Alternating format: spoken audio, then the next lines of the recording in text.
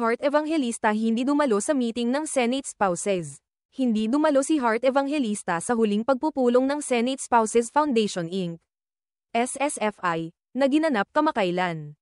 Bagay na agad napansin ng publiko matapos lumabas ang mga larawan ng nasabing event sa Facebook page ni Senador Robin Padilla noong ika-16 ng Setyembre.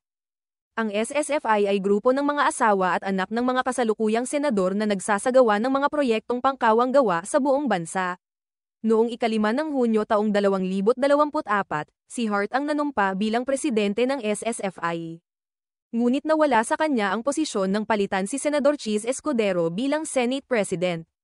Karaniwang ang asawa ng kasalukuyang Senate President ang namumuno sa SSFI. At ngayon ay si Helen Gamboa Soto na ang bagong presidente. Dumalo sa pagpupulong sina Mariel Rodriguez Padilla, Frankie Pangilinan, at Shara Soto. Pinuri ni Senador Robin Padilla ang dedikasyon ng mga miyembro sa pagtulong sa mga mamamayan.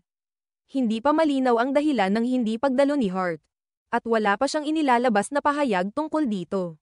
Wala ring nabanggit sa kanyang social media kaugnay ng SSFI, kaya't lalo pang lumakas ang espekulasyon ng publiko.